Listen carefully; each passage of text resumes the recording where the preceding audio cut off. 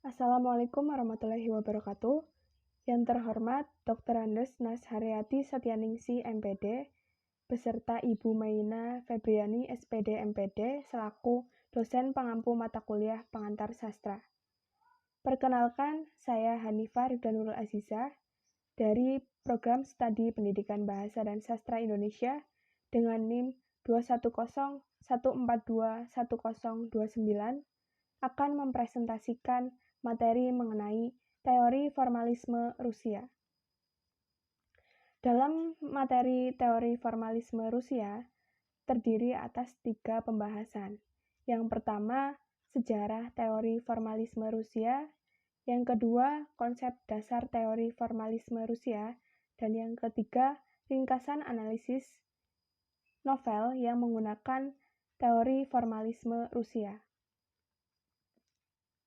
Pembahasan yang pertama yaitu sejarah teori formalisme Rusia. Istilah formalisme secara etimologis, formalisme berasal dari kata forma, dari bahasa Latin, yang berarti bentuk atau wujud. Formalisme Rusia adalah aliran kritik sastra yang lahir di Rusia pada tahun 1915 sampai dengan 1930 sebagai reaksi terhadap aliran kritik sastra yang berlaku di Rusia pada waktu itu, yang mementingkan isi dan ciri sosial sebuah karya sastra. Kaum formalis menolak anggapan bahwa teks sastra adalah pencerminan individu ataupun gambaran masyarakat. Menurut mereka, teks sastra adalah fakta kebendaan yang terbangun atas kata-kata.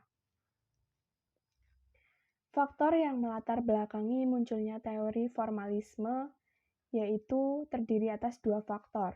Yang pertama, gerakan avant-garde. Avant-garde di Rusia merupakan pergerakan seni rupa yang memiliki gagasan radikal dengan membawa semangat kebaruan. Avant-garde dikarakterkan sebagai aliran maupun gerakan seni yang mutakhir saat itu dan melepaskan nilai-nilai estetika yang ia anggap usang. Berikut menurut Goldman, tahun 2009 halaman 231. Pada era futurisme, avant-garde dikategorikan sebagai suatu aliran radikal yang berusaha menghancurkan tatanan tradisi berkesenian klasik atas nama inovasi di era modern. Faktor yang kedua yaitu formalisme Rusia juga timbul sebagai reaksi terhadap aliran positivisme pada abad ke-19 yang terlalu memperhatikan data-data biografis dalam studi ilmiah dan cenderung menganggap yang ilahi sebagai yang absolut. Mereka menawarkan materialisme abad mesin sebagai wilayah puisi yang mendukung revolusi. Pembahasan yang kedua yaitu mengenai konsep dasar teori formalisme Rusia. Terdapat 4 gagasan pokok teori formalisme Rusia. Yang pertama, defamiliarisasi dan deotomatisasi. Yang kedua, teori naratif. Yang ketiga, analisis motif. Dan yang keempat, fungsi puitik dan objek estetik. Defamiliarisasi dan deotomatisasi. Defamiliarisasi disebut sebagai proses penyulapan oleh pengarang dengan teknik membuat teks menjadi aneh dan asing. Istilah defamiliarisasi dikemukakan oleh S.J. Kalowski yang menyebutnya sebagai teknik bercerita dengan gaya bahasa yang menonjol dan menyimpang dari biasanya. Teknik defamiliarisasi menggunakan teknik penyingkapan rahasia yang membuat pembaca dapat meneliti dan memahami sarana-sarana atau bahasa yang dipergunakan pengarang. Teknik-teknik tersebut terdiri atas menunda, menyisipi, memperlambat, memperpanjang, atau mengulur-ngulur suatu kisah sehingga menarik perhatian karena tidak dapat ditanggapi secara otomatis. Yang kedua yaitu teori naratif. Kaum formalis Rusia memperkenalkan dikotomi baru antara struktur atau yang terorganisasi dengan bahan material atau yang tak terorganisir, yaitu teori naratif yang menggantikan dikotomi lama antara bentuk dan isi. Teori naratif merupakan struktur sebuah teks sastra yang mencakup aspek formal maupun semantik. Untuk kepentingan analisis teks naratif, kaum formalis Rusia menekankan perbedaan antara cerita, alur, dan motif. Namun, menurut kaum formalisme Rusia yang seutuhnya bersifat kesusastraan adalah alur, sedangkan cerita hanyalah bahan yang masih membutuhkan pengolahan oleh pengarang. Yang ketiga yaitu analisis motif. Secara umum, motif berarti sebuah unsur yang penuh arti dan yang diulang-ulang di dalam satu atau sejumlah karya. Motif juga disebut sebagai unsur arti yang paling kecil di dalam sebuah cerita. Boris Tomaszewski menyebut motif sebagai satuan alur terkecil. Ia membedakan motif terikat dengan motif bebas. Motif terikat adalah motif yang sungguh-sungguh diperlukan oleh cerita, sedangkan motif bebas merupakan aspek yang tidak esensial ditinjau dari sudut pandang cerita. Yang keempat yaitu fungsi puitik dan objek estetik. Istilah fungsi muncul sebagai reaksi terhadap studi sastra formalisme yang terlalu terpaku pada aspek sarana kesusastraan tanpa menempatkannya dalam konteks tertentu. Dalam pemakaian bahasa sastra, fungsi puitis paling dominan. Pesan bahasa dimanipulasi secara fonis, grafis, dan leksikosemantis, sehingga kita menyadari bahwa pesan yang bersangkutan harus dibaca sebagai karya sastra. Jan Mukarovsky, seorang ahli strukturalisme Praha, memperkenalkan istilah objek estetik sebagai lawan dari istilah artefak, yang merupakan karya sastra utuh yang tidak dapat diubah. Kaum formalis bagi ilmu sastra adalah sebagai prinsip mereka mengarahkan perhatian kita kepada unsur-unsur kesastraan dan fungsi puitik. Konsep formalisme Rusia tentang puisi. Kaum formalis tidak lagi menjadikan puisi sebagai satu-satunya objek pengkajian, juga tidak lagi terpadu sarana yang mengganjilkan atau mengasingkan karya sastra. Kaum formalis periode awal cenderung mengidentifikasikan kesusastraan dengan kepuitisan. Puisi dipandang oleh kaum formalis sebagai penggunaan bahasa sastra secara menginti. Definisi kaum formalis Rusia tentang puisi adalah susunan tuturan yang ke dalamnya terjaring keseluruhan tekstur bunyi. Konsep formalisme Rusia tentang prosa. Definisi formalis tentang kesusastraan adalah definisi yang berlandaskan pada sifat perbedaan atau pertentangan. Sifat pertentangan yang terdapat di dalam prosa adalah antara unsur fabula dan unsur sjuset. Fabula merujuk pada peristiwa menurut tertib massa, sedangkan sjuset merujuk pada peristiwa menurut tertib dan cara peristiwa itu. Unsur yang membentuk kesusastraan hanyalah perbedaan dengan aturan fakta yang lainnya.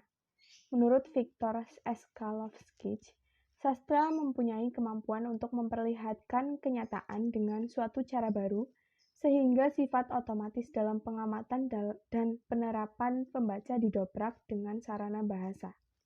Bahasan yang ketiga yaitu mengenai ringkasan analisis novel dengan menggunakan teori formalisme Rusia. Analisis novel Ayah karya Andrea Hirata. Latar belakang. Karya sastra merupakan hasil karya manusia yang dibentuk menggunakan bahasa sebagai media pengantar dan memiliki nilai estetika. Karya sastra merupakan sarana untuk menuangkan segala imajinasi pengarang dalam bentuk lisan maupun tulisan. Karya sastra juga dapat diartikan sebagai seni yang di dalamnya memuat unsur kemanusiaan. Novel merupakan salah satu bentuk karya sastra yang mencerminkan tentang manusia dan kompleksitas kehidupannya. Di dalam novel terkandung konflik. Konflik dalam novel mencerminkan realita yang terjadi dalam kehidupan masyarakat. Konflik tersebut saling terkait sehingga membentuk sebuah alur. Ayah merupakan novel karya Andrea Hirata yang diterbitkan pertama kali pada tahun 2015. Seperti novel karya Andrea Hirata lainnya, novel itu berlatar di Belitung, adapun latar waktunya terjadi pada tahun 1990-an. Novel Ayah menceritakan tentang dua tokoh sentral yaitu Amiru dan Sabari. Teori yang digunakan dalam novel Ayah karya Andrea Hirata. Teori yang digunakan penulis untuk mengkaji novel Ayah adalah menggunakan teori formalisme Rusia yang menitik beratkan kajian pada alur atau fabula dan syujet dan kekhasan unsur-unsur kesusastraan sebuah karya sastra. Tujuan pokok formalisme adalah meneliti unsur-unsur kesusastraan, puitika, asosiasi, oposisi, dan sebagainya. Metode yang digunakan baik dalam kebiasaan formalisme maupun sesudah menjadi strukturalisme adalah metode formal. Konsep dasar aliran formalisme Rusia menitik beratkan pada pandangan bahwa karya sastra mempunyai bahasa yang khas. Bagian yang dianalisis dalam novel Ayah karya Andrea Hirata meliputi 7 bagian. Yang pertama, kajian alur. Yang kedua, paparan. Yang ketiga, konflik. Yang keempat, klimaks. Yang kelima, leraian. Yang keenam, selesaian. Dan yang ketujuh, kajian bahasa. Yang dianalisis yang pertama yaitu kajian alur. Novel Ayah memiliki alur mundur, karena di dalamnya menceritakan kisah pada zaman dahulu yang hanya memiliki radio dan hanya menjadi penggemar radio, tidak seperti zaman sekarang yang gemar bermain handphone. Kejadian-kejadian yang terjadi di kalangan masyarakat Belitung pada tahun 1990-an merupakan fabula dalam novel Ayah. Meskipun cinta yang merupakan inti cerita tersebut merupakan hal yang ada sepanjang zaman, tetapi kondisi masyarakat pada tahun 1990-an yang menjadi fabula atau bahan cerita dalam novel ini. Yang kedua yaitu paparan. Bagian paparan dalam novel ini dimulai dari diperkenalkannya Sabari yang tengah kesepian karena ditinggal oleh Marleni atau kucing mereka, dan Zoro. Cerita tersebut tampak pada bagian pertama yang berjudul Purnama 12. Pada bab berikutnya diceritakan tentang Amiru, anak dari Amirza yang menyukai siaran radio. Yang ketiga yaitu konflik. Konflik pertama diceritakannya Sabari yang jatuh cinta dengan Marlena, yang berkesinambungan dengan konflik yang lainnya. Konflik yang diceritakan bergantian dengan konflik yang terjadi pada Amiru yang berjuang untuk menebus radionya. Yang ketiga yaitu klimaks. Klimaks dalam cerita ini muncul ketika Sabari berharap-harap cemas menanti kedatangan Zoro di pelabuhan, sementara kapal yang ditunggu tidak kunjung datang. Yang keempat yaitu leraian. Leraian pada cerita ini mengisahkan tentang kehidupan Sabari dan Zoro setelah mereka bertemu.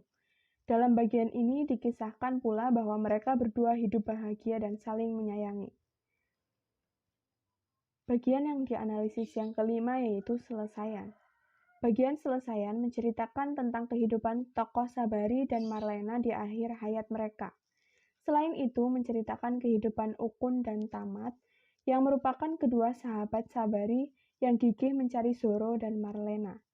Tentang John Pijarelli, adik-adik tiri Amiru, bahkan tentang orang Australia yang menemukan surat Sabari juga diceritakan pada bagian terakhir novel ini. Penyelesaian yang menarik dalam cerita ini adalah tentang Marlena. Meskipun selama hidupnya menolak cinta Sabari, namun ketika meninggal, Marlena meminta Amiru untuk memakamkannya di samping makam Sabari dan menuliskan kata-kata Purnama 12 di batu nisannya, yaitu kajian bahasa. Kaum formalis berpendapat bahwa aspek bahasa tertentu secara dominan menentukan ciri-ciri khas hasil sastra itu.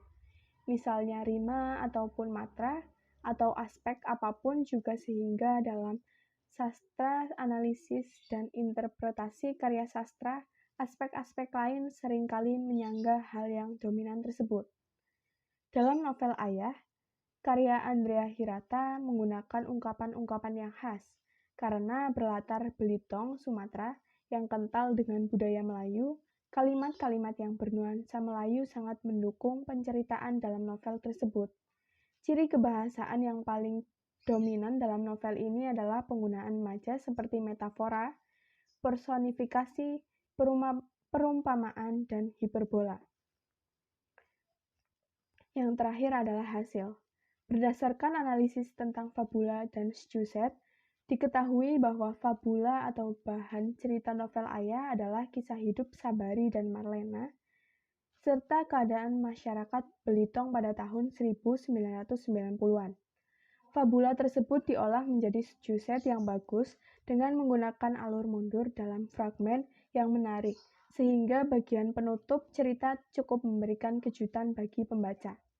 Ditinjau dari kebahasaan, novel tersebut banyak menggunakan ungkapan, peribahasa, dan majas yang membuat cerita menjadi indah dan bernilai seni tinggi.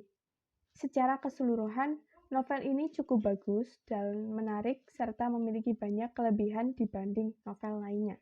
Sekian dari saya, apabila